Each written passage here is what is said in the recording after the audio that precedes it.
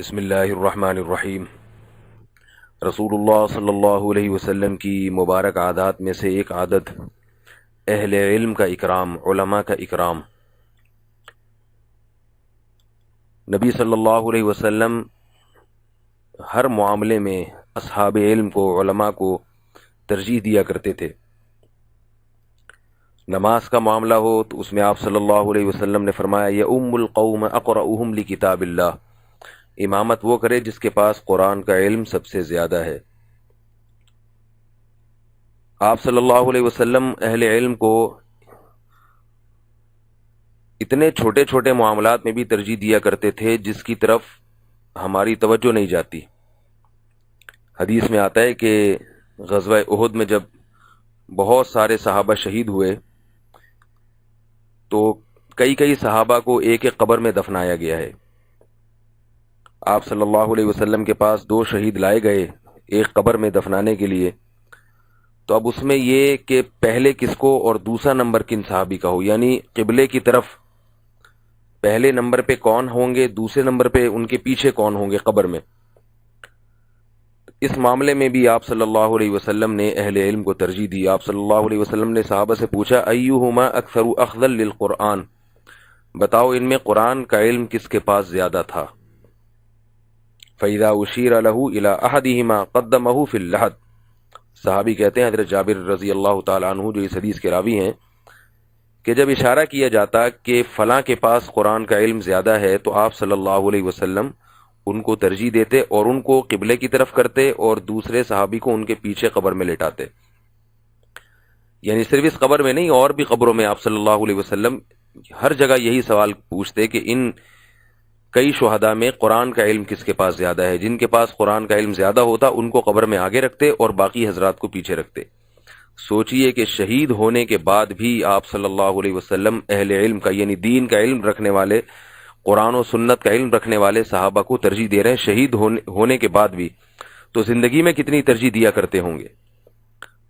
اس طرز عمل میں نبی صلی اللہ علیہ وسلم نے بتا دیا کہ میں پیغمبر ہونے کے باوجود بھی اصحاب علم اور وہ لوگ جن کے پاس علم نہیں ہے ان میں فرق کرتا ہوں، اصحاب علم کو زیادہ عزت دیتا ہوں، توقیر کرتا ہوں ان کی شہادت کے بعد بھی، ان کی زندگی میں بھی۔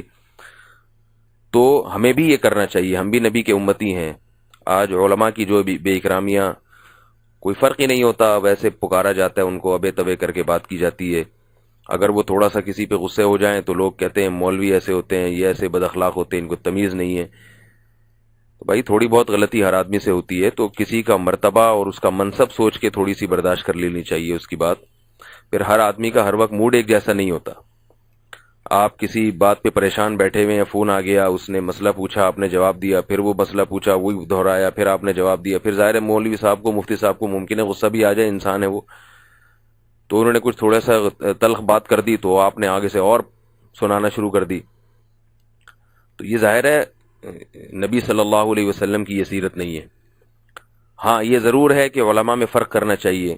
ایک اور حدیث میں اس کی تشریح ہے، آپ صلی اللہ علیہ وسلم نے فرمایا کہ 3 آدمیوں کا اکرام، حضرت ابو موسیٰ اس حدیث کے راوی ہیں، فرمایا ان من اجلال اللہ تعالی اکرام ذی الشیبۃ المسلم وحامل القرآن غیر الغالی فیہ والجافی عنہ واکرام ذی السلطان المقسط۔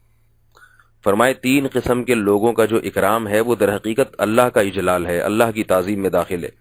ایک سفید بالوں والے بوڑھے مسلمان کا اکرام، دوسرا قرآن کا علم رکھنے والے کا اکرام جو قرآن کے حقوق کی دھجیاں نہ اڑاتا ہو، قرآن کے احکام کی دھجیاں نہ اڑاتا ہو، اور تیسرا انصاف کرنے والا بادشاہ۔ تو اس حدیث میں آپ صلی اللہ علیہ وسلم نے اس عالم کے اکرام کا حکم دیا ہے جو قرآن کے احکام کی دھجیاں نہ اڑاتا ہو۔ کیا مطلب؟ غیر الغالی فیہ، غلو کہتے ہیں کھلے عام نافرمانی۔ وہ عالم جو اللہ کے احکام کی کھلے عام نافرمانی کرتا ہو اس کے اکرام کا ہمیں حکم نہیں ہے۔ نجی زندگی میں کون کیسا ہے، اس سے کتنی غلطیاں ہوتی ہیں، کیا کوتاہیاں ہوتی ہیں، اس کو تو شریعت نے چھپانے کا بھی حکم دیا، اور ان بنیادوں پر کسی کے فیصلے نہیں ہوتے، وہ اس کا ذاتی کسی کا معاملہ ہے۔ لوگ کھود کرید میں لگے رہتے ہیں کون کیا کرتا ہے، اس میں تو پردہ ڈالنے کا حکم ہے، اس میں تو گھسنے کی اجازت نہیں ہے۔ لیکن کوئی کھلے عام قرآن مجید کے حکام کی دھجیاں اڑاتا ہے، حق بات کو غلط کر کے پیش کرتا ہے اور غلط کو صحیح کر کے پیش کرتا ہے. یعنی علماء نے 2 شرطیں بیان کی ہیں کہ 2 شرطیں پائی جائیں گی تو پھر اس عالم کا اکرام جائز نہیں ہے. واجب ہونا تو دور کی بات، جائز ہی نہیں ہے. پہلی شرط کبیرہ گناہ کا مرتکب ہو، کبیرہ گناہ کھلے عام واضح طور پر ہو کہ بھئی یہ جائز نہیں ہے. دوسری شرط وہ گناہ بھی علانیتاً کرتا ہو. ایک آدمی نماز چھوڑتا ہے، ایک عالم کبیرہ گناہ ہے اور علانیہ کرتا ہے، سب کو پتہ ہے بے نمازی ہے یا اور کسی بڑی برائی میں مبتلا ہے، تو ایسے عالم کا پھر اکرام نہیں ہے شریعت میں. یا بدعتی ہے جو حق کو باطل بنا کے اور باطل کو حق بنا کے اپنے پیٹ کے لیے، اپنی خواہشات کے لیے لوگوں کو بیوقوف بنا رہا ہے. جیسے اہل حق علماء جیسے ہر دور میں ہوتے ہیں تو ظاہر ہے اہل باطل بھی ہوتے ہیں. کھلی ہوئی گمراہی، ایسی گمراہی نہیں کہ آپ کو اس کی گھما پھرا کے، یعنی صحیح مطلب بھی نکل سکتا ہے، اس کا غلط مطلب بھی نکل سکتا ہے، لیکن آپ خام خواہ میں غلط مطلب ہی بھی لے کے جا رہے ہیں، تو یہ تو پھر دل کے فساد کی علامت ہے. اگر ایسی کوئی کھلی ہوئی برائی نہیں ہے تو پھر ان علماء کا ہمیں شریعت نے اکرام کا حکم دیا ہے، چاہے وہ اعمال کے لحاظ سے بہت زیادہ مضبوط نہ بھی ہوں.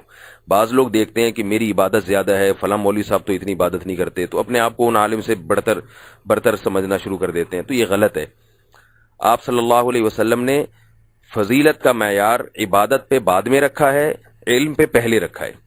قبر میں جب لٹایا تو آپ نے یہ نہیں پوچھا کہ ان میں نمازیں زیادہ کون پڑھتے تھے لہذا میں ان کو آگے کروں گا، نہ، بلکہ آپ نے کیا فرمایا، ان میں قرآن کا بڑا عالم کون تھا. تو عبادت کی اپنی فضیلت ہے، زیادہ عبادت کرنے والے کو کم عبادت والے پر یقیناً فضیلت ہے، مگر علم سے آگے نہیں نکل سکتا وہ. ایک حدیث میں آتا ہے فضل العالم علی العابد کا فضلی علی ادناکم، صحیح حدیث ہے. فرمایا کہ ایک عالم کی فضیلت عبادت گزاروں پر ایسی ہے جیسے میری فضیلت تم پر، یعنی نبی کی فضیلت صحابہ پر. اب کوئی صحابی اگر نبی سے زیادہ عبادت کریں تو ظاہر نبی سے اوپر مقام نہیں ہو سکتا، تو ایسے ہی کوئی عامی اگر کسی عالم سے زیادہ عبادت کر لیتا ہے تو اس کا درجہ بھی عالم سے بلند نہیں ہو سکتا. اس لیے علماء کا اکرام کرنا یہ بھی نبی صلی اللہ علیہ وسلم کی سیرت میں ہے، تو اس کا ہمیں اہتمام کرنا چاہیے. اور نبی صلی اللہ علیہ وسلم کی یہ جو حدیث ہے اس کو میں دوبارہ دہرا رہا ہوں کہ قبر میں بھی آپ صلی اللہ علیہ وسلم نے اکرام کیا، قبر میں، تو زندگی میں کیسا اکرام ہوگا.